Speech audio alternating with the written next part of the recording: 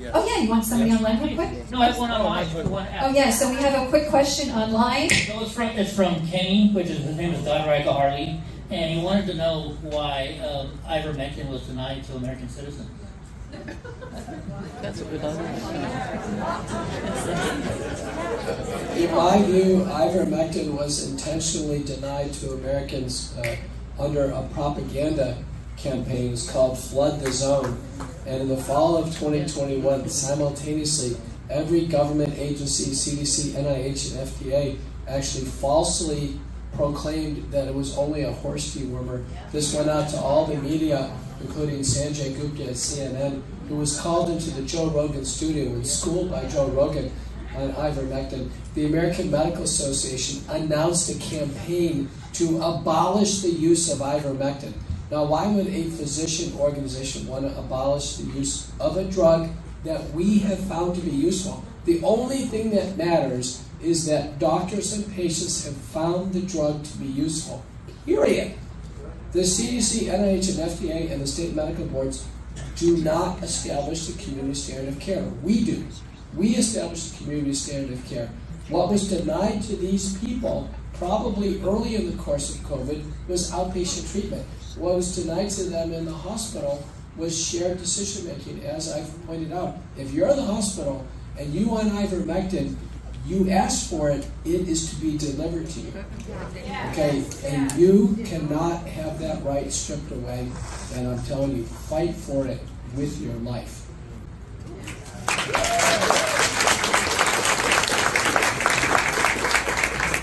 Hi, my question is, I worked in a pathology department as a secretary, and whenever we diagnosed anything, it had specimens that, you know, the doctors could verify.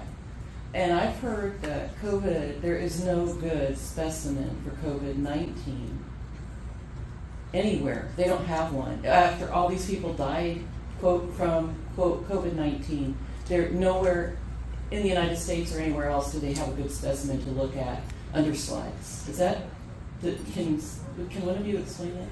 That's actually not true.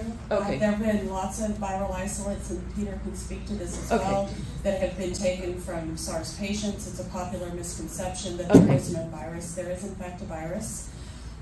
There are a lot of things that are being thrown out there to cause confusion and dissension. I'm just telling you that right now. So use discernment. There is a virus, and it is treatable, and that's it. But is it labeled COVID-19?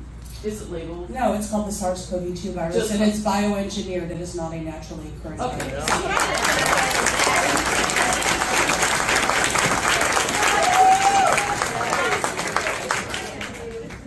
I just want to clear up something. I mean, we had to do this over and over in our interviews. COVID-19 is not the virus. It is not the poison, whatever you want to call it. It's the disease process, the accumulation, they say, of whatever SARS-CoV-2 is creating in the body. Okay, COVID-19, you don't see it under a microscope. They say you're finding a virus or something else. COVID-19 is the designation, diagnosis of the disease and symptoms as a group. Thank you. Okay, I'm a dear friend of Lupe. Okay, my question has to do with the testing, because I have kind of a health background and I have a natural interest in all that. Is it true, according to Kerry Mullis, who invented the PCR testing, he said it was not good for determining the presence of a virus. And I read all, I could find on it. And so why did they continue to press the issue with testing? And I am concerned that they're actually infecting us with something. I mean, I don't know that, but I refuse to have the test. Please tell me what's going on with the testing. So as a molecular biologist, I can tell you that PCR is useful for detecting viral infections, but it cannot tell you whether you are in an active infection state. It can only amplify pieces of the virus that are already there. And when it's used improperly, at higher thresholds than it needs to be, at very high thresholds, and then when it's not used with multiple primers that rule out negative effects or false positives, then it's not effective at all. And it wasn't being used in the manner in which it should have been. You should not take someone that has no symptoms and label them as being sick with a viral infection that is not used or with a viral infection with a PCR test that is not used in the manner in which it was meant to be used. And that's if anybody else has it. I'm sorry, I might have missed this. I want to support the cause. I want to support the lawsuit. Who do we make checks out to?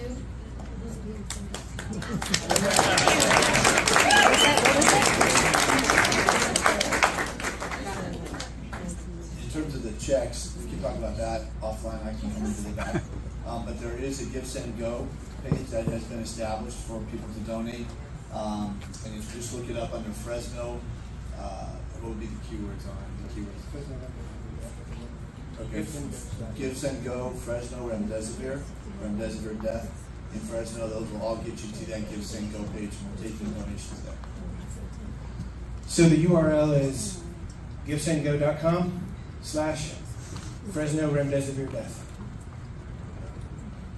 Please feel free to share that. My question's for Brian. On your website, I received some documents which controlled what the doctors can do in the hospital and protocol for all my wife's things. Have those documents been amended? And I just want to make sure everyone can protect themselves by documents that are on that website if you get them notarized, and I have done so. So I just want to know, has there been any changes to the documents? Yes. So there's some great documents on the site, thedrartistshow.com. Click the resources page. It was very odd to find out that very few people had advocacy groups, had forms that they could give out that could provide what's called an advanced medical directive. This is all stuff I had to learn. For the first time ever, I'm sure Peter McCullough's shocked by this. We talk about it all the time, but the blatant use of hiding behind protocols to not freely treat patients, and the threat that you had to follow this one protocol or get remdesivir, it was everything we were trying to do to find a way to prevent hospitals from dictating that treatment on you regardless. So we created a medical advance directive form for physicians that tells the hospital before you go what you consent to and do not consent to. And it's not everything on there that you might consent to or don't consent to. You get to initial every single thing you do or do not consent to. And maybe you do consent to some things. Put it on there. This is something you need. I'm telling you, look at what's going on right now legally. There's medical tyranny all over this and corruption everywhere. So you're going to have to provide some documentation up front of a medical power of attorney form, someone who can speak on your behalf, that you trust, who has some gumption to speak on your behalf in case you're on a vent or comatose or can't breathe, can't make decisions on your own. And then there's the advanced medical directive form. Anything on that form, you can also add to it. If I were you, I'd write on there right now before I have an attorney update it. I'd actually add Olumiant, baricitinib, that I do not consent to having that administered to me either. It actually says on the insert of that drug, it says this drug should not be given to anyone with a serious infection, including localized infection. And that is after the COVID-19 FDA approval. That's in the insert. Because it can increase your fatality. I would not do that. Also, it increases thrombosis. Have you heard about pulmonary embolism? Just make a comment. For those of you who are active in the community, in the Fresno area, no single hospital claims to be a center of excellence for treating COVID-19.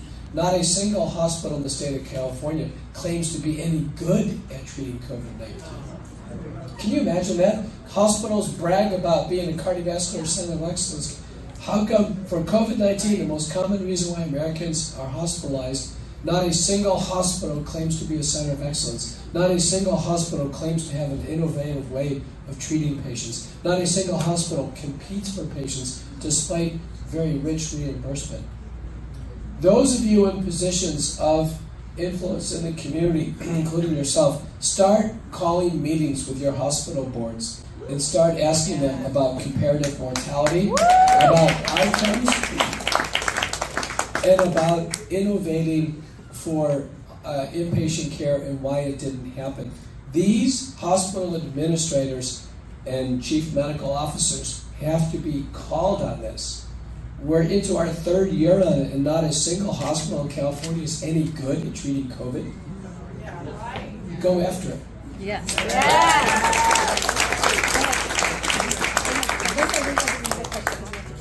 Okay, I just want to add as an attorney, you should do the document that Brian talks about. You should put it in the hospital record when you go there. But I also need you to know that that document is not a magic bullet. I know of people who have taken a document like that I drafted for them, that said, I refuse remdesivir. They were told, we're going to get you some hydration. Guess what was in the bag? Remdesivir. And those documents were in the hospital records. They had been provided to the nurses. The hospital was aware. Still gave them remdesivir. So don't think that you're just fine to go to the hospital just because you have one of those documents. I agree. Okay, go ahead. Karen. I just have a quick question for the attorneys. I came in from Oklahoma City. I can't find any lawyers that will take our case. My brother was in final stages of kidney failure, and he was given remdesivir. He was killed by the VA hospital in Oklahoma City. And I don't know if it's something. It seems like nobody wants to touch the cases. That's true. We can give you information offline. I can tell you that we do this frequently. Okay, Dan and I are fighters, and we're not afraid. But it's also hard for us to find people in the legal profession where we need them. But we will try. People of courage. Yes, ma'am. I just wanted to say, coming in today, that I had my uncle was killed in Clovis Community Hospital, and you know, there's a grieving period these families go through, and including my uncle, I mean my aunt and my cousin, and I didn't know if they would come today. And my aunt came, she muddled through, and she came. And my question to you is, now that she's here, and depending on what she decides to do, she's not sure, but you know, she never got copies of the, you know, whatever they gave to them in the hospital. I mean, she knows, you know, and she wasn't asked. They didn't ask her if they didn't ask her permission to put him on a ventilator. They didn't discuss it with her. They just did it in the middle of the night. Let me, if I can just say, I would encourage you to connect with Susanna offline. We would like to hear your story and know more about it. Thank you. I'm right here. I'm right here. You can give me your information, please. No, just later, but don't leave without giving me your information. I will. Okay. Thanks for all that you're doing. I've heard some things about the COVID shots and shedding, and I was wondering what precautions you can take. Specifically, I'm a massage therapist, and I like to spread my forearms on the back and everything, and I'm just wondering if there's any... Knack, and more knack. Okay, N-acetylcysteine is very, very protective. I can't tell you how many of my moms that are masseuses come in and say, I am wiped out after I see a patient who has been vaccinated. I can tell you shedding happens, shedding is real, shedding hit me like a ton of bricks in my own practice because I don't discriminate. I treat patients So people will come into my office and had been newly boosted, or that's their decision. If they're an adult, they can do whatever they want. But shedding's real. That spike protein cannot be contained within your body because it continues to be manufactured, and we have no idea how long that happens. And so I would protect every single one of you in here. If you don't know what NAC is, go get it. It's a supplement, N-acetylcysteine, 600 milligrams up to four times a day. So that's something that you can definitely do. Your vitamin C, your vitamin D, your zinc, your medicalcensorship.org will have all the information on there. Go ahead and get it there too. Okay? Next question, please. Be careful. You're welcome. I'm honored to be here with you experts. Thank you. Last August I had COVID, and I was in, I should say SARS-2 now. Thank you for educating us. I had a lot of damage, and I had very low blood pressure. They had to put me on 3 pressors to get it back up, and thank God I have a pacemaker. I helped save my life. But one question that keeps me wondering, is there a diet that you guys could recommend that would help to counteract those negative effects? The only thing that's come out of diet is adverse as sugar, for sure. There's a ton of papers on this. When you're sick with COVID, don't be heading for the sugary drinks or sugary foods. It makes things way worse. Hello, I am happy to be here. I'm just excited. Can't tell you how I've been telling people, because I've been noticing since COVID that the normal, I'm used to, in my lifetime, I'm 76, I'm used to a flu season coming along and we're getting a normal flu. and I'm asking people, I said, well, how many cases of the normal flu have come about this year? And I asked this at the hospital. Nobody gives me any number.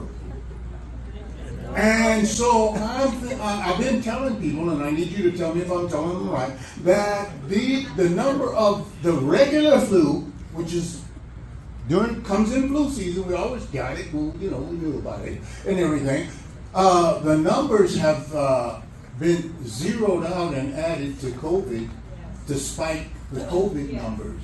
Yes. Is that true, what I'm telling you? Yeah, that has been the case in the last couple of years, but also I want to tell you that there is the flu because I test for it. I know it's there, but I test for it. It's crazy. I can tell you, though, that the SARS-CoV-2 virus has knocked off the seasonality of it. So in Texas, we had influenza type A in May, which is, that's totally unusual, right? So what good is a flu shot in October if you already had it in May? Deduce that, please. Deduce it. You can stop the flu shot. Thank you. That's exactly what I was going to say.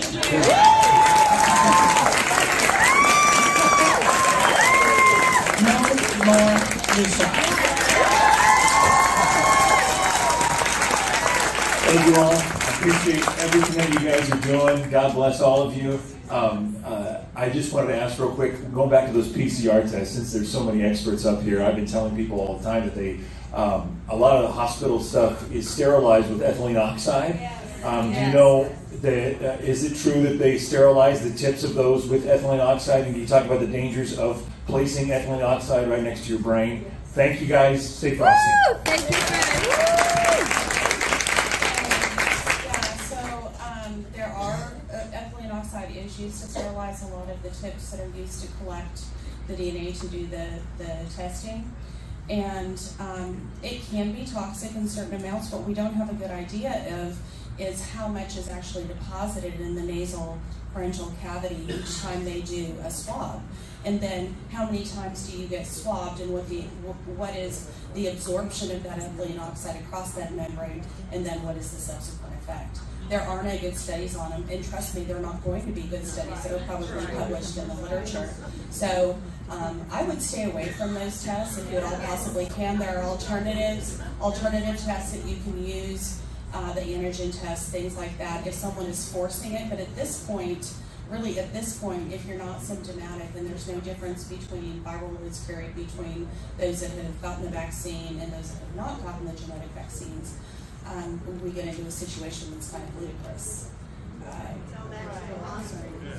So we have 4 more quick questions. If we can get these questions in quickly, we can get quickly an answer back because we have to allow some of our doctors to get back to the airport. So go ahead, please, your question. My question is one for the lawyers. What do you foresee as their defense to this lawsuit? I don't want to get too far into the strategy right now. You're going to hear what's been the opposition to these great minds over the last year and a half or 2 years. So we anticipate that, and that's why we're bringing the best into the fight to help us explain to them what the problems are and how the treatment is wrong.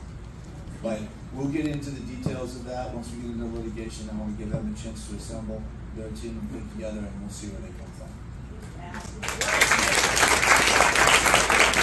Dr. Arlis, when you first came out to let us know what was going on, I was blessed to get your video. So I actually drove to Mexico and got a big old bag of both ivermectin and hydroxychloroquine. And a lot of people were safe thanks to you. Family, friends, you name it.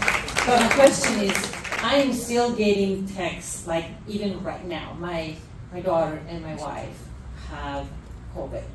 And here in California, it's been very difficult to have or find a place to go get help. So right now, here in California, any of you would say, where do we go here in California? Who can we call? All right, please just listen to me real quick and then listen to Angie. She's going to tell you where to go for prescriptions that are very helpful. We've been very, very good at that. All right, make sure your loved one, whoever they are, from here on out, when they start their symptoms with COVID, there's been an outright assault to restrict the truth about ivermectin and hydroxychloroquine's benefits.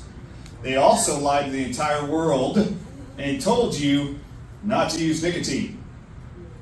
I'm going to tell you right now, French researchers in April of 2020 said governments and researchers around the world need to start doing nicotine research studies and publish those because they're seeing a massive clinical observation that nicotine is protective. Please do not hesitate to watch my interviews, learn more about nicotine, NAC, vitamin C, zinc, and vitamin D. They're all very beneficial. They need to start that ASAP. And you also can use quercetin. Don't forget about quercetin. Okay? You can use these things. So they are very highly effective. Now, if you need medical care, you can go to myfreedoctor.com. We are still in an emergency. We can treat across state lines. And we know the proper compounding pharmacies that will ship in and out of states. So that's myfreedoctor.com. We still do it at my office. I'm a Brighter Tomorrow Pediatrics, abtforkids.com. FLCCC has addressed that. AAPS also has addressed it. So all those websites help you. So unfortunately, we're going to still take your questions.